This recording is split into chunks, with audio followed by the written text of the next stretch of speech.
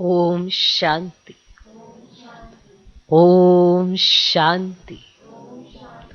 आज की तारीख है 15 फरवरी 2022। साकार महावाक्य। बाबा कहते, मीठे बच्चे, आत्मा रूपी दीपक में योग रूपी घृत डालो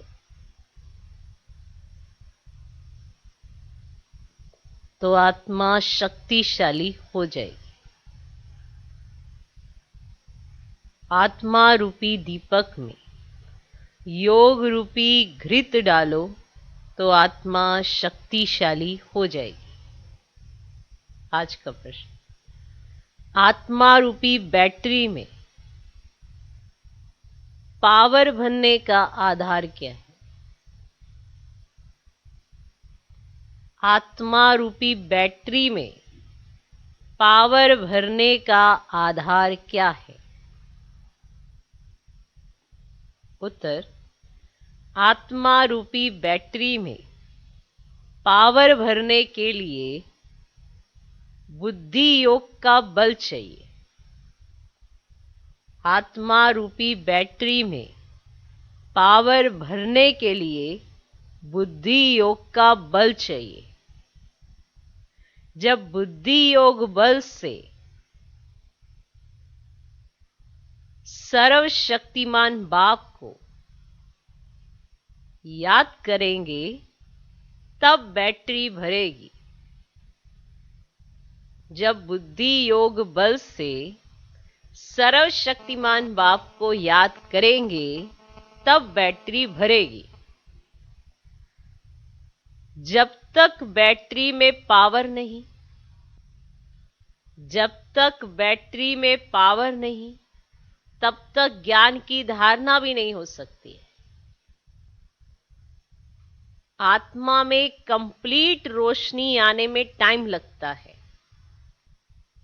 याद करते करते फुल रोशनी आ जाती है। आत्मा रूपी बैटरी में पावर भरने का आधार क्या है? उत्तर, आत्मा रूपी बैटरी में पावर भरने के लिए बुद्धि योग का बल चाहिए।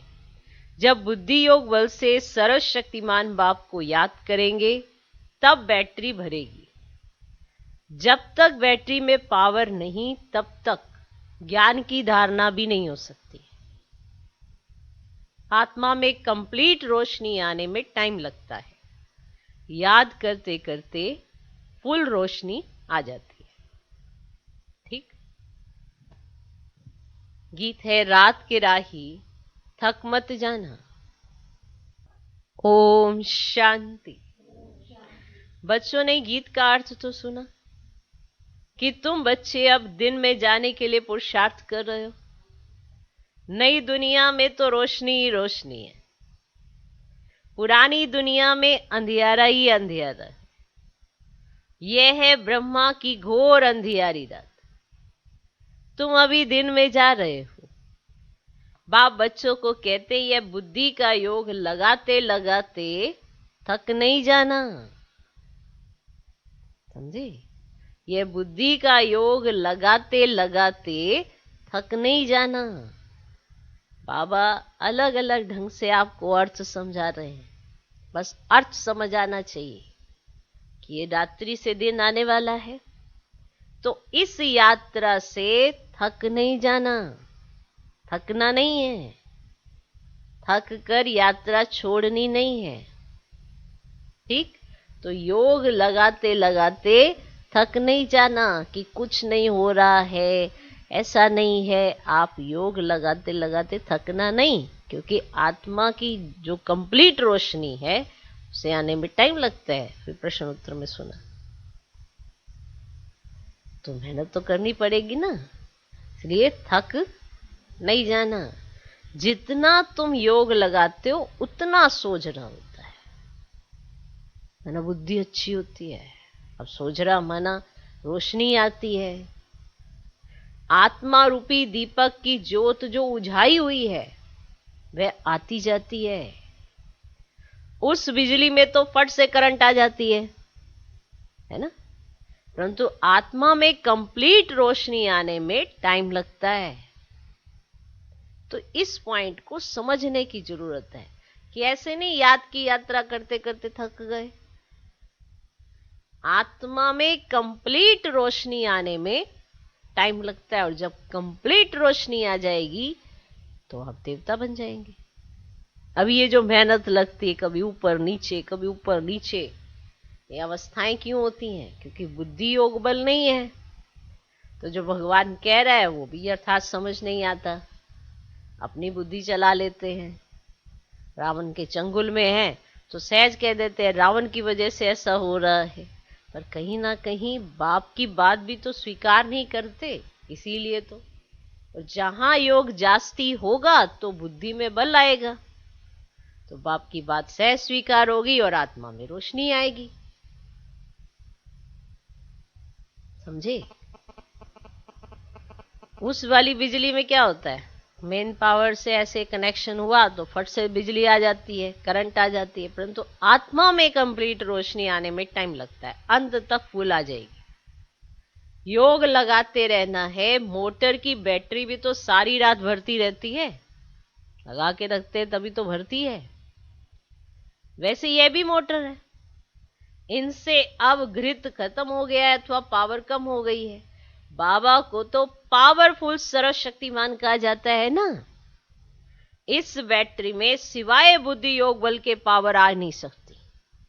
जब तक बुद्धि बाप के साथ नहीं जुड़ेगी, बुद्धि योग बल नहीं आएगा, तो पावर कैसे आएगी? सर्वशक्तिमान बाप से ही योग लगाने से सारी बैटरी भरती है। बैटरी भरने के सिवाय नॉलेज भी धारण नहीं हो सकती। जितना बुद्धि योग बल उतना ही बाबा की कही बात सहज धारण होती है, मेहनत नहीं लगती है। घड़ी घड़ी बाप कहते मुझे याद करो और वर्षा ले लो। मन मना भव, कितनी सहज बात है। मनुष्य तो राम राम का जाप करते रहते हैं और चाहते हैं राम राज्य हो, परंतु ऐसे राम राम जपने से राम राज्य थोड़े ही होगा। ऐसा राम राम तो जन्म जन्मांतर बहुत करते हैं, गंगा के कंठे पर बैठकर। यह तो कोई को भी पता ही नहीं, तो राम राज्य किसको कहा जाता है? जरूर राम ही राम राज्य बनाएंगे। उन्हों की बुद्धि में सीता राम वाला राज्य आ जाता है। अब उस राम राज्य में तो राम को ही आराम नहीं था। राम राजा की ही स्त्री चोरी हो गई, प्रजा का क्या हाल होगा? राम राज्य थोड़ा रहा। राम राजा की ही स्त्री चोरी हो गई, प्रजा का क्या हाल होगा? यहां भी राजाओं की स्त्री कभी थोड़ी चोरी होती है। यहां पे भी कभी राजाओं की स्त्री थोड़ी ही चोरी होती है। ये लोग फिर राम सीता के लिए कह देते हैं। यह बड़ी समझने की बात है। वास्तव में राम तो परम पिता परमात्मा को कहा जाता है। गाते भी हैं तो मात पिता हम बालक तेरे। अब मात पिता कौन सा जिसके लिए ये गाते हैं? एक तो है लौकिक मात पिता, उनकी तो यह महिमा नहीं करेंगे। जरूर दूसरा कोई परम पिता है तो जरूर माता भी होनी चाहिए। तो गायन है पारलौकिक मात पिता का। पूछते हैं हु इज क्रिएटर, तो झट कहेंगे गॉड फादर। तो सिद्ध है ना मात पिता है। इस समय ही दो मात पिता होते हैं। सत्युग में सिर्फ एक ही मात पिता होता है।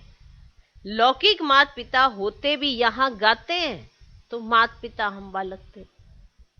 इस समय हम बच्चों को बाप द्वारा सुख घनेरे मिल जाते हैं, फिर एक मात पिता हो जाता है। पारलौकिक मात पिता द्वारा सत्य की प्रारब्ध में सुख घनेरे मिलते हैं, उस मात पिता का ही गायन है। फिर भी ऐसे बाप को बच्चे याद करना भूल जाते। जो आपको सुख घनेरे देता है उसको आप याद करना भूल जाते। तुम बच्चों को तो सबको बाप का परिचय देना है कि बाबा आया है। हमेशा शिव बाबा और ब्रह्मा बाबा कहते हैं। प्रजापिता का तो नाम बाला है, शिव बाबा, ब्रह्मा बाबा। लौकिक बाबा व पारलौकिक परम पिता वे फिर मात पिता कैसे बनते? ये बड़ी गुह्य बात है। कोई भी आते हैं, पहले ये पूछो कि परम पिता परमात्मा आपका क्या लगता है? प्रजापिता आपका क्या लगता है? जब अंबा भी गुप्त, तो ये ब्रह्मा भी गुप्त।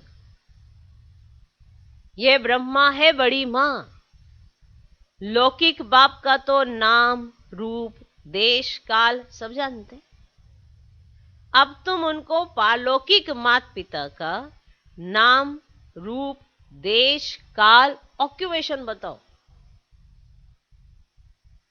नाम, रूप, देश, काल, ऑक्यूपेशन, ये 5 बातें परम पिता परमात्मा का परिचय देते हुए हमें स्पष्ट करनी होती है। नाम, रूप, देश, काल, ऑक्यूपेशन। जैसे लौकिक बाप के बारे में ये 5 बातें जानते हो, ऐसे पारलौकिक माता पिता के बारे में ये 5 बातें स्पष्ट करो। तो जब भी परम पिता परमात्मा का परिचय देना है तो ये 5 बातें स्पष्ट करके बताओ। मम्मा की भी ये बड़ी मम्मा, बड़ी मम्मा द्वारा बच्चों को एडॉप्ट करते हैं तो माता पिता कंबाइंड हो जाते हैं। बड़ी मम्मा ब्रह्मा बाबा, उनके द्वारा बच्चों को एडॉप्ट करते हैं तो कंबाइंड हो जाते हैं। इनको माता पिता माना ब्रह्मा बाबा, शिव बाबा, इनको माता पिता अथवा बाप दादा भी कहते हैं। ब्रह्मा बाबा बड़ी मम्मा, शिव बाबा बाबा, तो ये हो गए ना माता पिता को बाप दादा भी कहते हैं। किसको समझाने की बड़ी युक्तियां चाहिए कि बात स्पष्ट हो जानी चाहिए।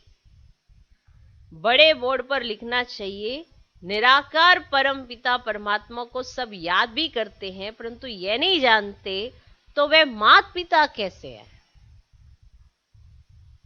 इतनी भी मनुष्यों की बुद्धि नहीं चलती,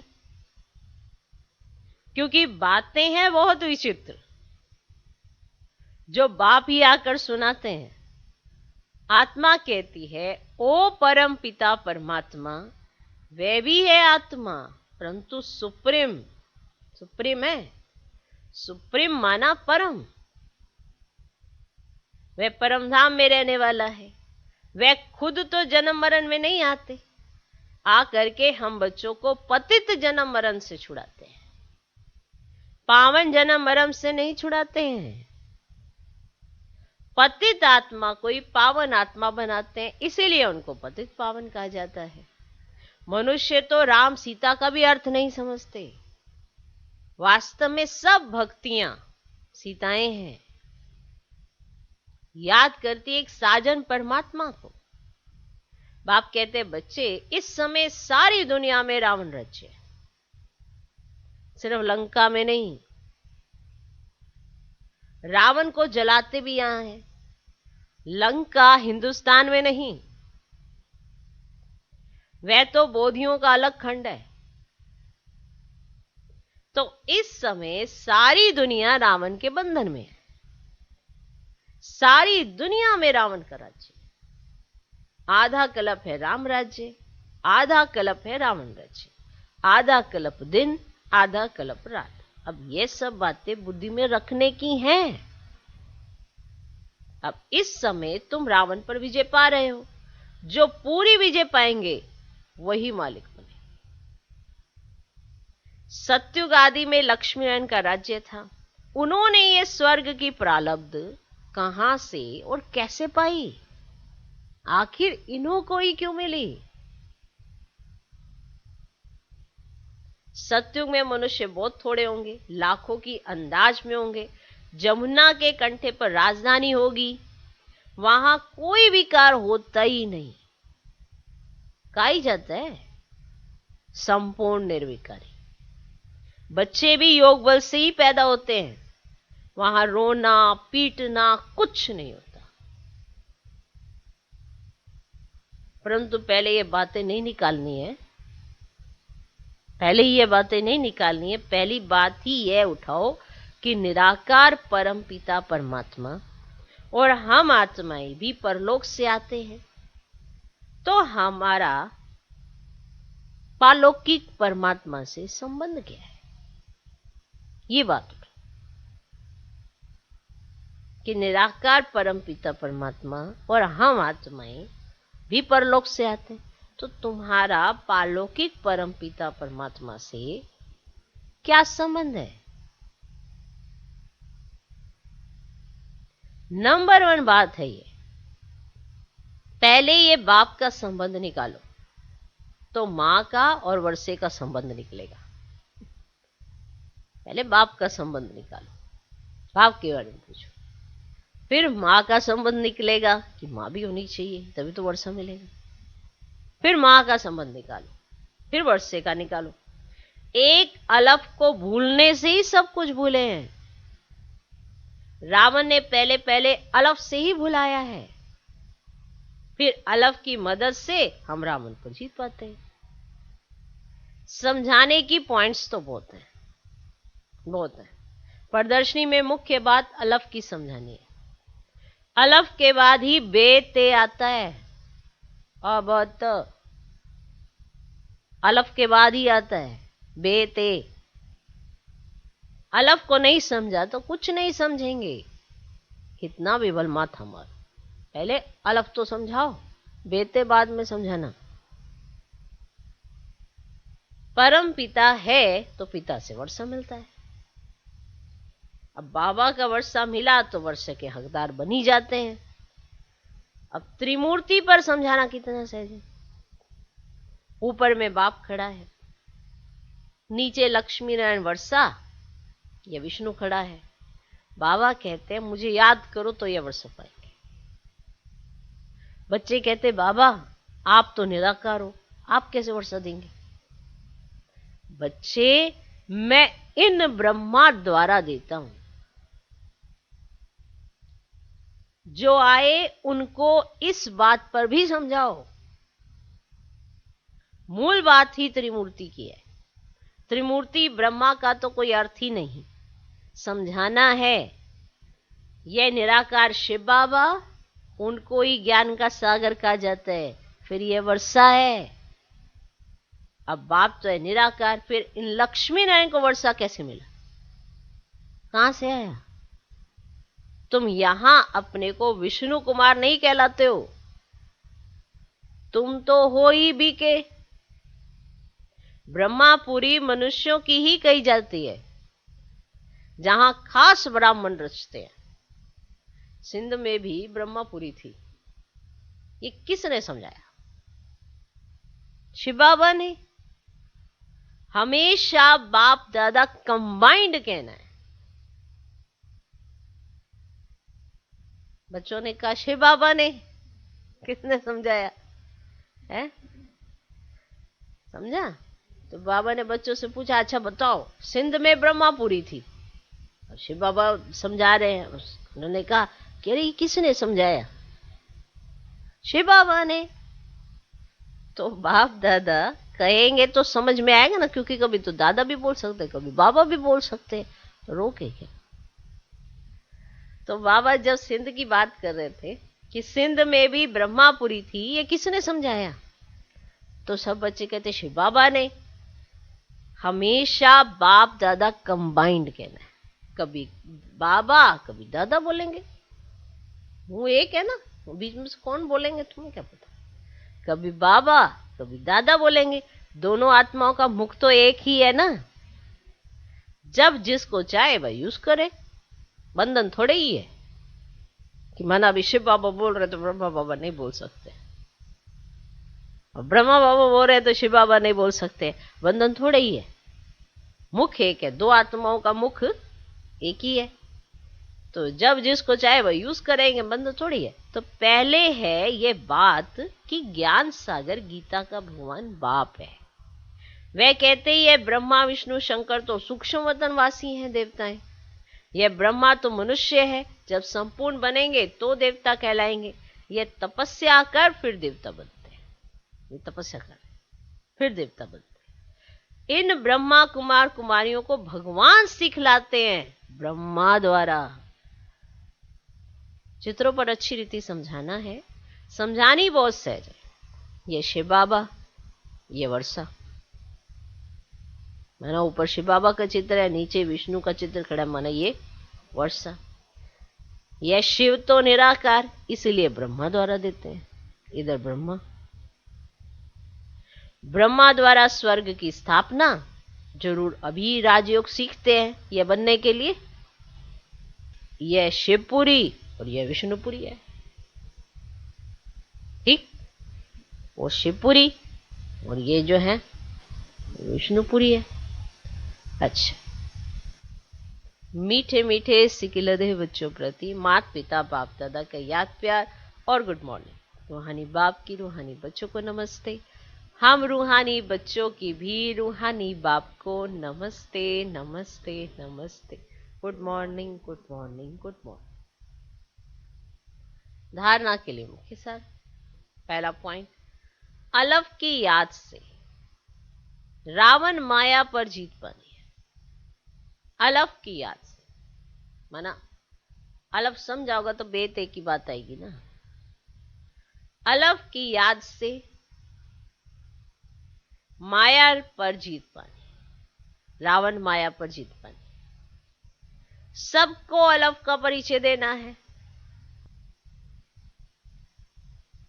अलफ की याद से रावण माया पर जीत पानी, सबको अलफ का परिचय देना है। दूसरा पॉइंट, याद की यात्रा में थकना नहीं है। याद की यात्रा में थकना नहीं है। अपनी बैटरी को चार्ज करने के लिए सर्वशक्तिमान बाप को याद करना है। अपनी बैटरी को चार्ज करने के लिए सर्वशक्तिमान बाप को याद करना है। याद की यात्रा में थकना नहीं, अपनी बैटरी को चार्ज करने के लिए सर्वशक्तिमान बाप को याद करना। आज का वरदान, एक बाप की याद द्वारा एक रस स्थिति का अनुभव करने वाले सार स्वरूप भव। एक बाप की याद द्वारा एक रस स्थिति का अनुभव करने वाले सार स्वरूप भव। एक रस स्थिति में रहने की सहज विधि है एक की याद। एक बाबा दूसरा नो। जैसे बीज में सब कुछ समाया हुआ होता है, ऐसे बाप भी बीज है जिसमें सर्व संबंधों का, सर्व प्राप्तियों का सार समाया हुआ है। एक बाप को याद करना अर्थात सार स्वरूप बनना। तो एक बाप दूसरा ना कोई, ये एक की याद एक रस स्थिति बनाती है। जो एक सुखदाता बाप की याद में रहते हैं, उनके पास दुख की लहर कभी आ ही नहीं सकती। उन्हें स्वप्न भी सुख के, खुशी के, सेवा के और मिलन मनाने के आते हैं। उन्हें जो स्वप्न आएंगे वो भी सुख के, खुशी के, सेवा के और मिलन मनाने के आते हैं। जो एक बाप दूसरा न कोई में। आज का स्लोगन, श्रेष्ठ आशाओं का दीपक जगाने वाले ही सच्चे कुल दीपक है। श्रेष्ठ आशाओं का दीपक जगाने वाले ही सच्चे कुल दीपक हैं।